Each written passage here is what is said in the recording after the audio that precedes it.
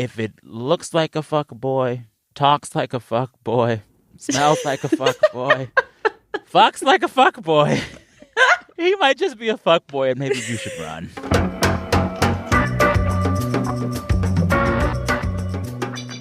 Hi, and welcome to Normal Gossip. I'm Kelsey McKinney. In each episode of this podcast, we're going to bring you an anonymous morsel of gossip from the real world. Today we have Sam Sanders. Sam is a correspondent and host of It's Been a Minute for NPR. Tell me, Sam, what is your relationship with gossip? I love it. I mean, I grew up a church kid, so gossip was like next to Bible. You know, I think that like a lot of people shit on gossip for a few reasons, but I think that in actuality, it serves a few distinct purposes that are necessary in functioning societies. Particularly the smaller the group, you have to have a certain set of norms that are followed for the group to get along. Mm-hmm. And I find that what gossip does is that it is a check on making sure that those norms are followed. Like in many societies, if partners are always cheating all the time, it screws with cultural and social cohesion. And so when people gossip about who might be cheating, yes, they're gossiping, but also in this weird way, they are trying to maintain some sense of social order, right? Right, yeah. And so I think that like gossip can go too far sometimes. It can be mean, especially to women and young women. But I think at its core, our human desire to gossip is our human desire to keep tabs on people and society and make sure things run smoothly. Yeah. I also think that the other problem with gossip, not a benefit, is that gossip is usually hurting women and not men for whatever reason, you know? And that's a problem. But I will say one of the weird benefits of gossip is that like it is a way for the powerless to have power. When I think of the people that I go to for gossip the most, it's the folks that are lowest in the social order, you know, the lowest in the chain. They have the greatest stories to tell, and they can spin shade on everybody. And they have to use that as their power because they don't have the power that the executive has or that the rich man has. Gossip is their power. So I don't know. I fundamentally believe that there is a space and a place for gossip in our society. And if there wasn't, it wouldn't still be with us. Everybody fucking gossips. My sister is an eyelash extensionist. And so because so that's she knows like everything. Yeah, she has all of these like super rich, you know, Dallas women on her table all the time. And she's just like calling me constantly and being like, you will not believe the things that I've heard.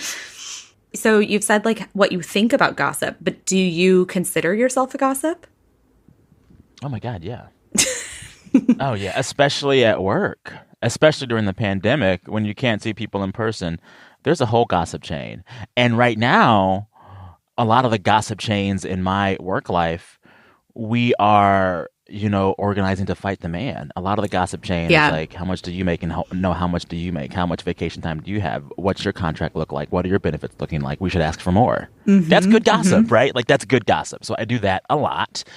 I gossip a lot with folks in the podcast industry to like read the tea leaves and see where things are going, but I'm always gossiping. I'm always gossiping. Oh my God. And like I have some friends where like my greeting to them is, hey, give me some gossip.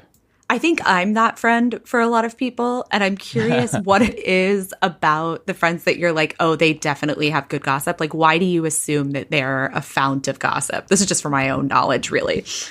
I mean, their previous stories have checked out. You know, there's some folks that give you gossip and you go to verify and you cannot verify that shit. I have one or two really good gossip friends where everything they tell me, I'll find out at some point it is exactly true. You know, so their track record lets me know. I also think that like the more charming you are, the better of a gossip you are because you can just butter someone up and get them to tell you shit. And I think of the folks that I rely on the most for work gossip right now. They were the colleagues that could seamlessly sidle up to anyone's desk and just start a conversation. Those kind of coworkers, they get the gossip. Your job is a lot of interviewing. Do you find yourself like rooting for gossip at all? Yes. I always root for it. I always want to know more. I always think it is. I celebrate it. I love shows that revolve around gossip. Like when I think about the kind of television that I'm super into, it is like, you know, rich white women with no actual problems behaving badly and gossiping. Give me that shit. Can you give me an example? Oh gosh. Whenever I watch housewife shit. Oh, yeah. Okay. Half of the prestige dramas with like middle-aged or older white women on HBO and other shows. Yeah, it's like if Nicole Kidman is in it, you know, for sure. Like, exactly. There's gonna be some gossip going on, and like, sign me up. Sign me up. it's juicy. We love a little drama. Well, and like, this is the thing that I realized over the course of my career. Like, everything gossips and everyone gossips, and all things are actually gossip. Like, when I covered politics, a lot of those, stories full of unnamed sources, that's just gossip, right? And like, we act like it's not gossip because it's about politicians, but that's gossip. Journalism really, like, nobody wants to say this, but a lot of like journalism is really just like confirming gossip. Oh yeah. Well, and like, I remember it was especially crazy at the start of the Trump administration. Remember there was that long New York Times article I sure do. all about how Donald Trump wore a robe around the White House all the time, but also couldn't find the light switches. But it was a bunch of unnamed sources talking about how Donald Trump couldn't find the light switches and got lost in the White House. It was on the front page of the Times. 6 journalists wrote it, but I was like, this is gossip. This is a gossip piece. Yeah, it's funny because like I think we as a society want to create like a really firm line between like what we consider quote unquote gossip, which is like who's sleeping with who and like what girls' friends are doing and that kind of political reporting. But you're right. It is not, there's no difference really. There's no fucking difference. The only thing that's like certifiably not ever always gossip are like numbers. Like, the weather is not gossip. The stock market is not gossip. Everything else is gossip. The stock market, though, is controlled by gossip, really. True. You think about it. Very true. That's true.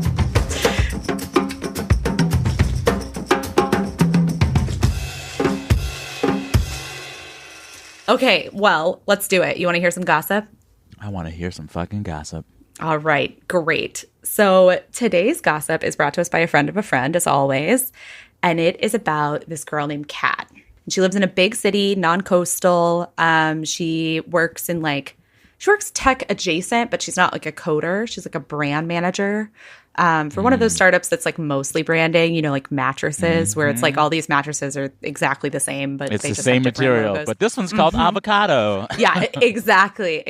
So Kat, is working for Avocado. She's like having a great time, but she's doing that thing that a lot of people do in their mid to late 20s where they just they live at work. All they do is work. They don't know how to do anything else. And so her friends kind of staged an intervention in late 2019. And they were like, Kat, my dude, you need to start dating. Like, you need to do something that is not just like sitting at your computer and working. Yeah. So Kat goes on Tinder, as one is wont to do, and she meets this guy named Joel. And she really likes him. It's great. He's 3 years older. He's a bartender. He's like tall and cute. He has that like, Stop. Tall, okay. Cute bartender. That is called emotional herpes. He's going to infect you.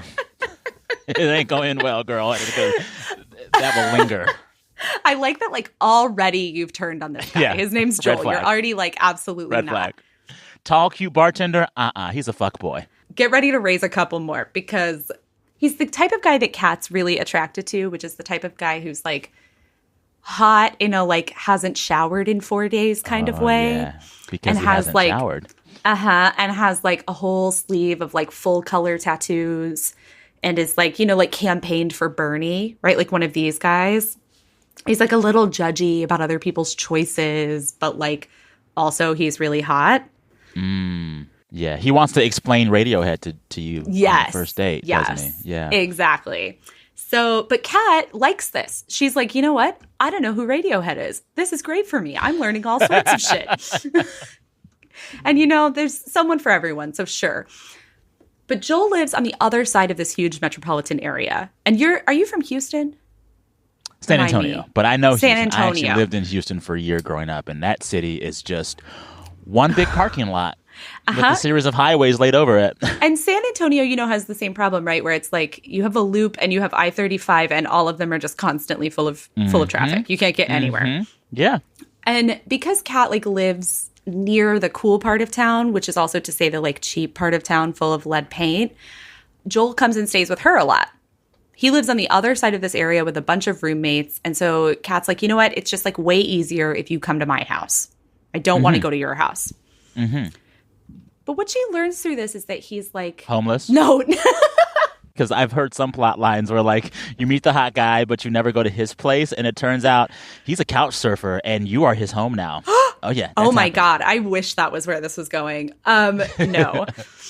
So he's sleeping because he, like, clearly has a house, right? He's always talking about his roommates, whatever.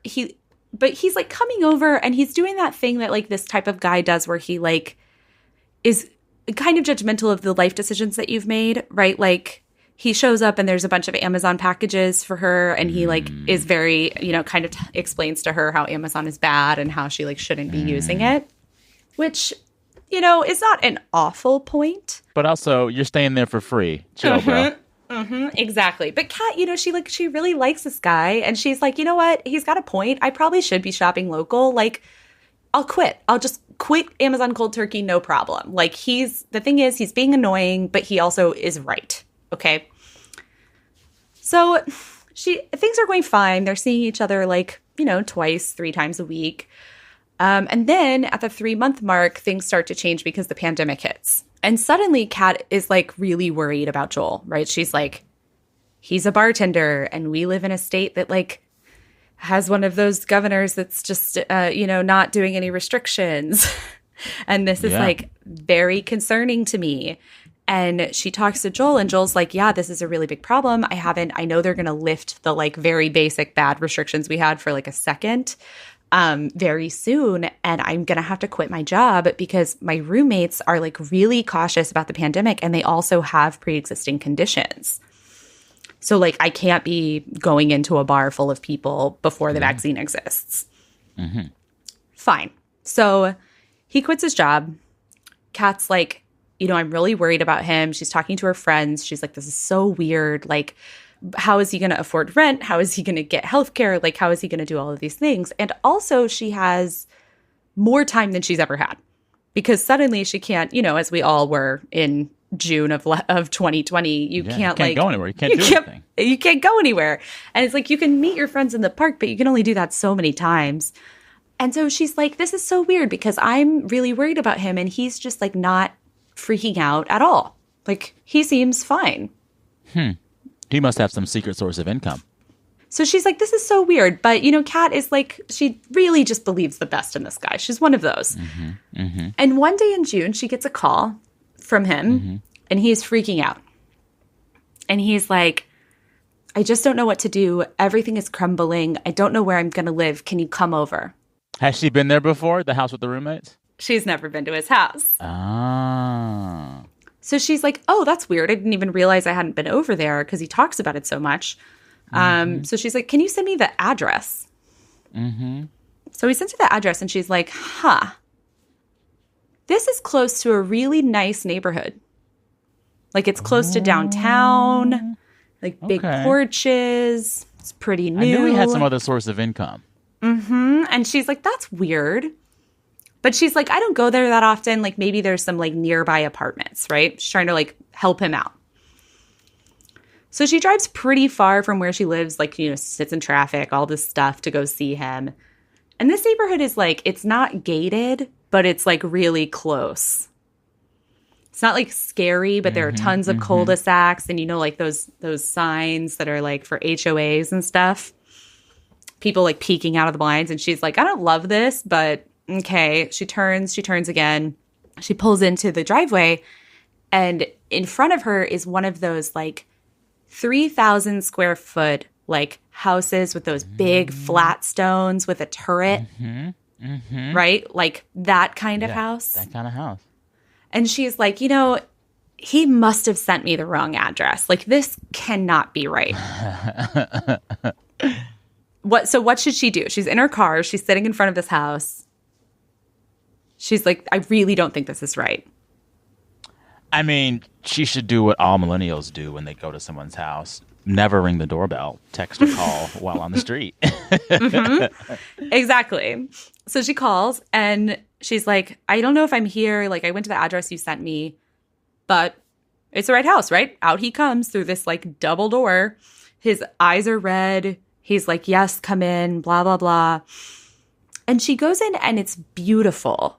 But it's beautiful in like the way that rich kids we grew up with's parents' house are beautiful, right? Yeah. Like it's so dated. It's like it's dated. Yeah, there's like a chandelier in the entryway. You know, there's like that like spiral staircase where people would like stand for prom photos. Does he live at his parents' house still? Please wait. And she's so suspicious. You know, she's like, okay, this really looks like someone's parents' house. Yeah. And so she's like, can I have a house tour? You know, Yeah. Can you show me around? Also, why doesn't she just ask, whose house is this? I don't know. This I can't tell you. Okay.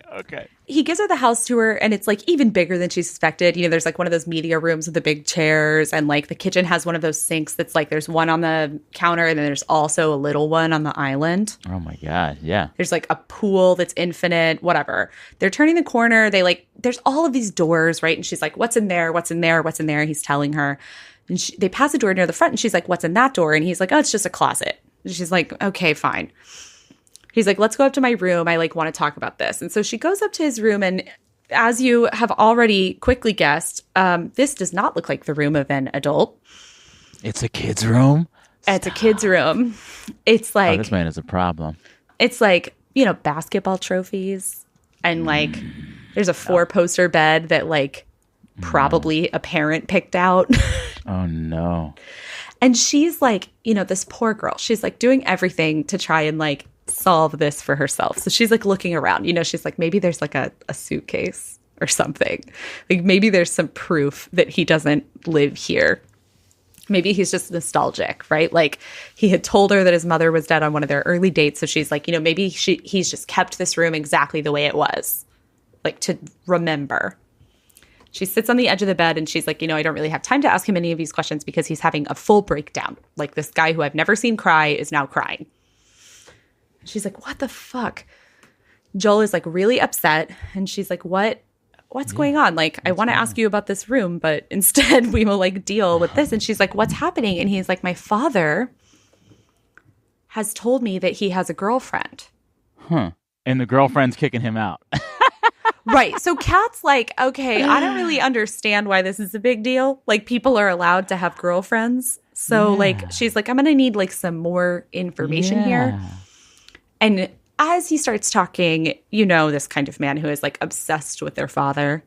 And he's like, my dad is perfect. Like he made all this money in early computers in the 80s. And now he's in his 70s. Now he admits this is his house. Wow. Right. And Kat's like, I have a lot of questions about that. But he, you know, Joel keeps going. And she's like, I just don't. She's like, what's the problem here? And Joel's like, well, she's my age. I went to high school with her. My dad's girlfriend is like, she dated my friend. Oh, no. And Kat's like, you know, this is like a little weird, but she's like, I also don't really think this is a real problem. Like, you're 30. Your friends are 30. Like, that's if allowed. Yeah. If this 30-year-old wants to date someone who's 70, she's allowed to, right? Like, there's nothing technically wrong with that. And so she's like, this is so weird. But she's like, you know, I have a lot of questions, but I really want to support my boyfriend. So she's like, it's all going to be fine. You don't need to worry about this. Like, you're going to be fine. And so they like are together for a little while. And later when she leaves, she like hears his dad's voice, right? Like downstairs. And on the way out, Joel's like, oh, just meet him, right? Like meet him on the way out. And so she like meets him and he's like lovely and charming and like also very attractive. And she's like, fine, okay. But as she's leaving, she like, you know, she goes out the front door that she came in and she goes back to her car.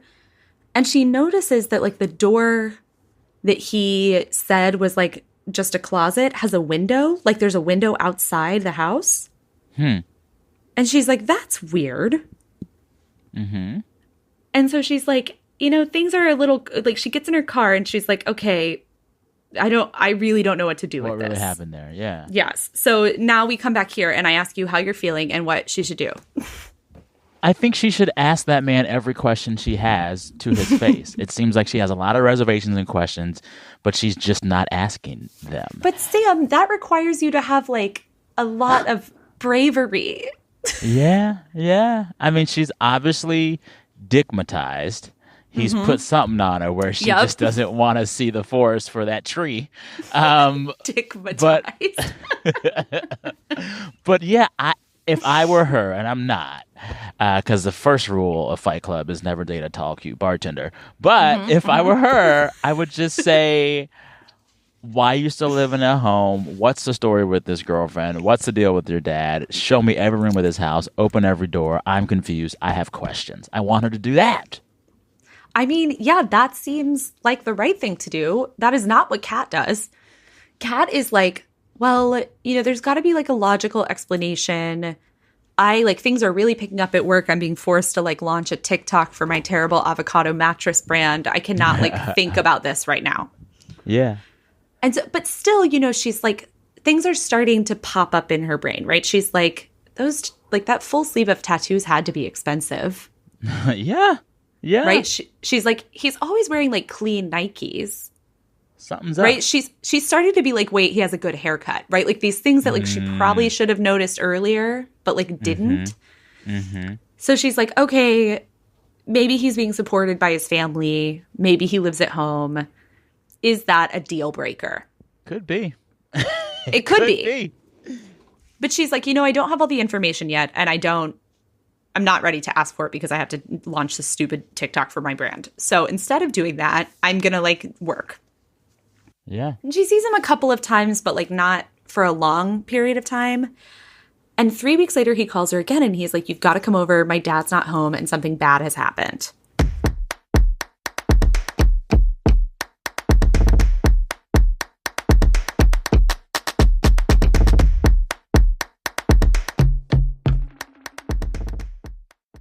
Hi, this is Maymay Sparks, and I'm a Defector subscriber. I originally became an accomplice because it was the closest I might ever get to being transgressive in my life, but I stay because I believe in supporting great writing, which is what you get from Defector. Plus, they're constantly adding new voices to their rosters and features all the time. If you want to support Defector and get your first month for 99 cents, go to defector.com/normalgossip. Kat, is a little gem from heaven. She's an angel. And she's like, okay, I'll be right over. So she like takes her meeting in the car. She like drives over and she gets there. And this time she's less hesitant, right? She knows he lives there. So she like gets out of her car and she walks up to the front door, and sitting on the porch of the front door is an Amazon package addressed to him. And she's like, I thought he hated Amazon. Does she shake it? Shake the package. Yeah. So she shakes it and she's like, it doesn't really sound like anything cool, right? Like it sounds like a book or something. Yeah. And she's like, huh. So she rings the doorbell. He like comes down and she's like, hey, I like found this package on the porch for you. And he's like, oh, thanks so much. And he opens the door to his left and he tosses the package in there. This is the door that had the window. This is the door at the window. And in that room are just dozens of unopened packages. He's smuggling something. And she's like, what's in there? No, it's not. He's not smuggling anything. This is just where they keep deliveries in this house. Wow. They get that much shit. They get so much shit delivered that they have this whole little separate room to put boxes that they just like haven't had time to open yet. Oy.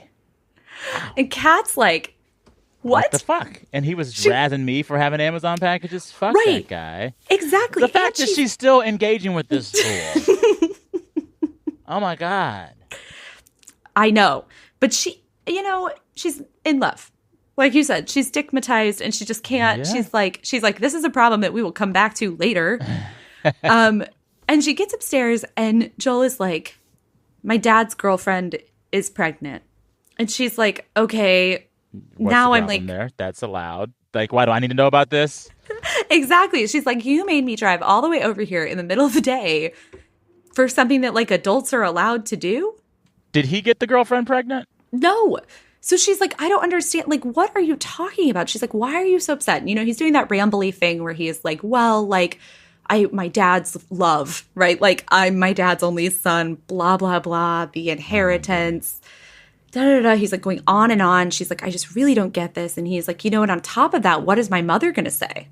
Why is he concerned? He's 30 years old. They're grown. And yes, but Kat's also like, you told me your mother was dead. Oh, shit. Oh, uh-oh. What does he say then? Oh, my God. He's like, what? And she's like, yeah, like when we went on an early date, like you told me that your mother was dead. And he was like, no, she's not dead. I said that she like was out of the picture. Like he used one of those phrases that like implied. And she was like, no, I'm pretty sure you told me she was dead. And he was like, no, she's not dead. She just travels for work a lot. Like she'll be home from this business trip in a couple of weeks, which is why this is such a concern. Wow. And Kat is like, I got to get out of here. Yeah. Right? Like she's like, something is going on. And I don't like it. And as she's like trying to figure out how to like worm her way out of this situation, she hears the front door open.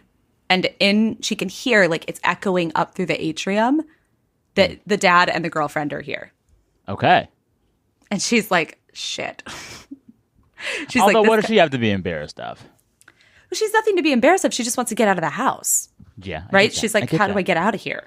And she's like, and downstairs, she's like hearing the dad call from the atrium for Joel. Like, oh, I need to talk to you. Like, can you come down? Mm-hmm. So she's like, what should I, like, should I stay in this room? Like, what? Yeah, what do I do? What's your move here? What do you think? Mm-hmm. I think, I mean, me, but I'm just like that dude. I would stomp down those stairs very loudly, like I own the place, and say, hi, I'm Joel's girlfriend. It's so nice to meet you. I've heard all about you. Can't wait to get to know y'all better. That would be me. And then you would leave? Or you would stay? I would stay and see what they said for a few minutes and just ask really probing questions right to their fucking faces. Mm-hmm. And I'd be like, you know, Joel said this about y'all guys, and just see what they say. Mm-hmm. So you're like you and Kat are basically aligned at this point because Kat is like, you know, I feel like I'm being a little gaslit by this guy. I'm like confused about what's happening here. If you're going downstairs, I'm not going to hide in your childhood bedroom like some like crush. I'm going downstairs with you. So she goes downstairs and the girlfriend is not like barely pregnant. She's like 8 months pregnant. Okay. And as she's like, Kat's asking questions, right? She's like trying to figure it out. And as they're asking like more, as like the questions are coming out and they're having this conversation, she learns that like the dad is like going to move out. He's going to move in with this girlfriend. So then what happens to the big house? And he's planning to sell the big house. So Joel is like clearly freaking out. Yeah. And Kat is like, you know what? Things have gotten to the point in this conversation that this does not seem like my problem. She's like, I'm leaving. Like, I don't think I need to be a part of this anymore. So she's like, as you said, she's like, it was so nice to meet y'all. Joel, see you later. And she walks out the front door and, you know, she's like digging through her little like tote bag. She's in the driveway, you know, digging into the tote bag, trying to find her keys. She can't find them. She like puts the tote bag down on the ground to dig through it. And as she's doing this, she's like, you can, you know, when like headlights turn into a driveway and you can like kind of feel it get lighter. Yeah. And she looks up and there's this like big car pulling in right next to her on the driveway. And this woman gets out of it and she's, you know, in her 60s. She looks a lot like Joel. It's the mom. It's the mom. Why is the mom coming to the house and the girlfriend is there? Because they thought she was still on this work trip and wasn't going to be back for weeks. Wait, who was the mom coming to see? And she's coming home. She lives there still. Wait, no. Oh, stop. Wait. Stop. Oh, my God. Wait. Oh, yeah. Oh. They're still married. Shut the fuck up. Uh-huh. Why is... Oh, okay. Pause. Mm-hmm. All right. So the father has a girlfriend the age of Joel who is very pregnant and lives possibly in the house, but not all the time because the father's wife also lives in the house. Mm-hmm. And Joel is in the house, so he must know all of this is going on. Mm-hmm. Why does he stay? And is he using the avocado mattress PR woman's house as like a way to escape the drama? It seems like yes. He's like he's been staying at her place like clearly because his quote unquote roommates are a fucking nightmare. Yeah. But That's now insane. Yes, so Kat is in the driveway and she's like looking at this woman who is clearly Joel's mom. And Joel's mom is like, "Oh my God, hi, you're Kat, right? Joel has told me so much about you. Like, I've seen photos of you on his phone. Like, he really likes you." Oh, well, that's sweet. Which is really sweet. He's still trash. He's still trash, but that's sweet. Yeah, it's really nice. But now she's like, "I'm standing in the driveway and I have a lot of information that she does not have. Namely, that your husband has been cheating on you with a woman who's 30 years old, that woman is 8 months pregnant, and that she is standing in your kitchen." My God. See, this is why I couldn't be Kat, because I'd be like, you should probably go inside right now. Yeah, so what do you do? Got some things to say. What does she do? I would say, hey, I got to run. So nice to meet you. I'm not going to tell you what to expect, but you should expect something weird when you walk in that house right now. Good luck and Godspeed. So you don't think she has like any, even though she's gotten this new information that Joel like does seem to really like her and maybe does have like somewhat of a good heart, even though he like clearly needs to grow up a lot, she has no obligation to tell this woman anything? None. Not my circus, not my monkeys.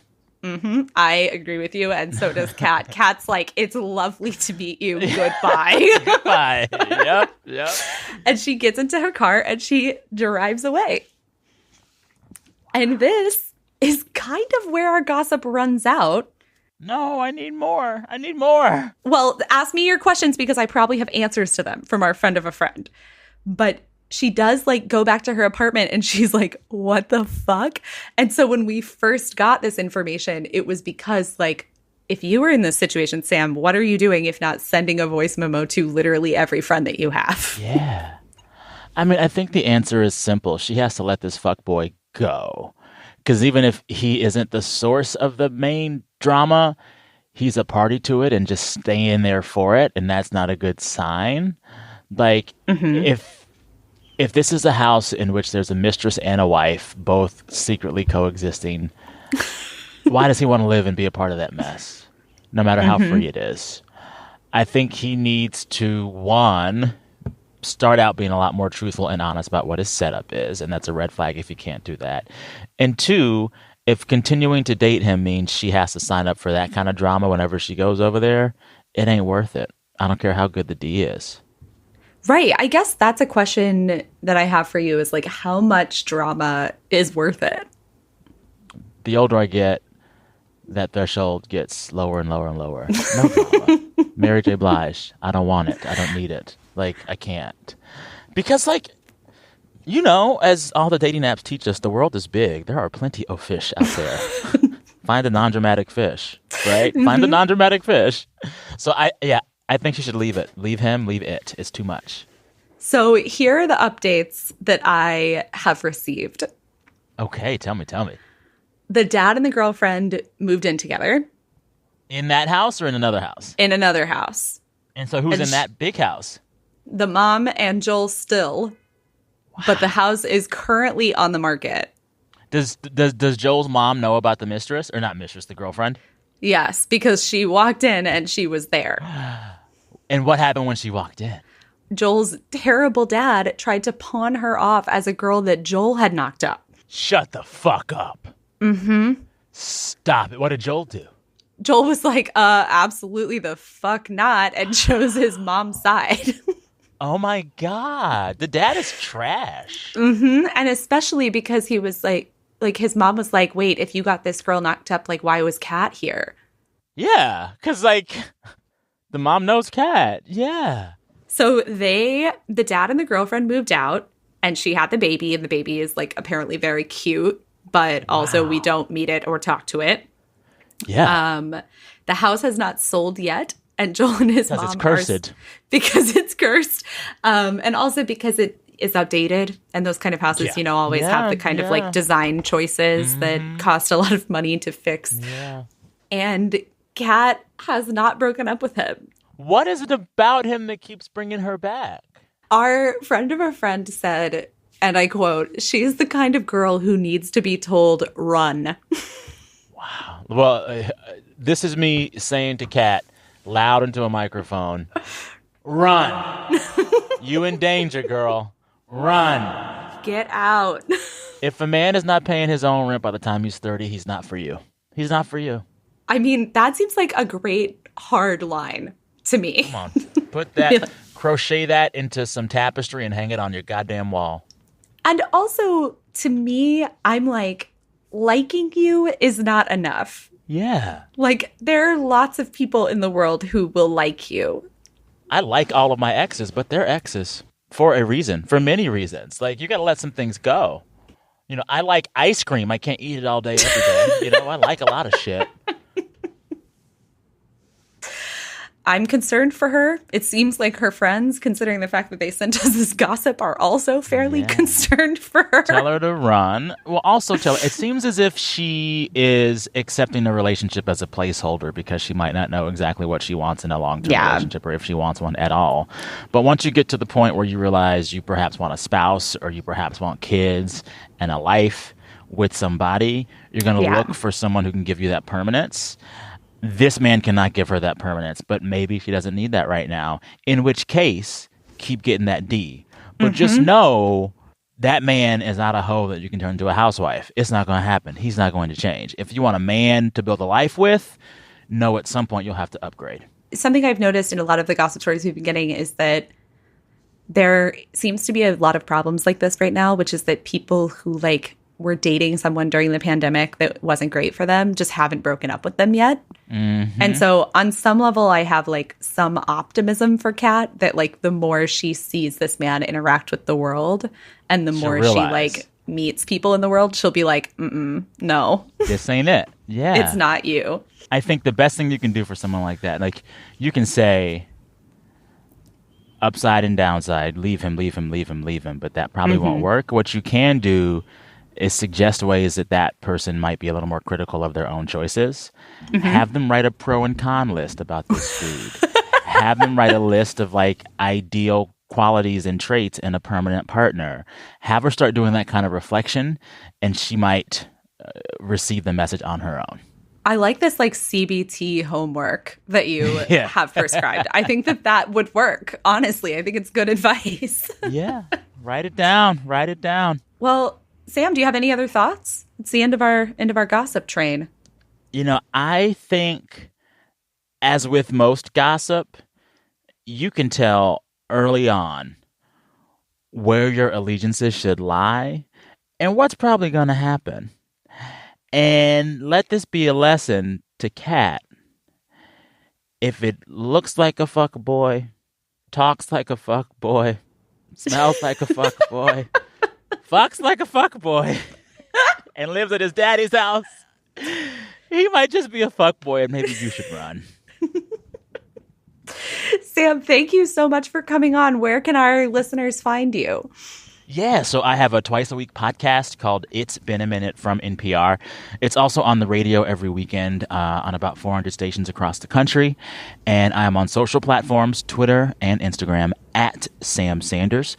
If you want to email the show or the team that makes it, including myself, you can email us at samsanders@npr.org. And is there anything else you'd like to hawk while you're here? I was joking earlier, but actually serious. The biggest crisis that is unaddressed in our country right now is hunger. On any given day, about a quarter of American kids have missed a meal or more. And a lot of adults are hungry every day. Also, there is a great food bank in whatever city or town you're in right now. Give them some money. I love that. Thanks for coming on, Sam. This is a pleasure. Happy to do it. Made my day. Kat, do better. Find better. You deserve. Thanks for listening to Normal Gossip. If you disagreed with our takes or have a gossip story to share, please email us at normalgossip@defector.com, or you can leave us a voicemail at 2679-GOSSIP. You can follow me on Twitter at @McKinneyKelsey. This podcast was produced by Alex Sujong Laughlin. Thanks to Projects Editor Justin Ellis and Editor-in-Chief Tom Lay and the rest of the Defector staff.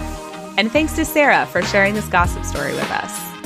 Defector Media is a collectively owned, subscriber-based media company. If you love this podcast and want to support us, subscribe to Defector at defector.com. I'm Kelsey McKinney, and remember, you did not hear this from me.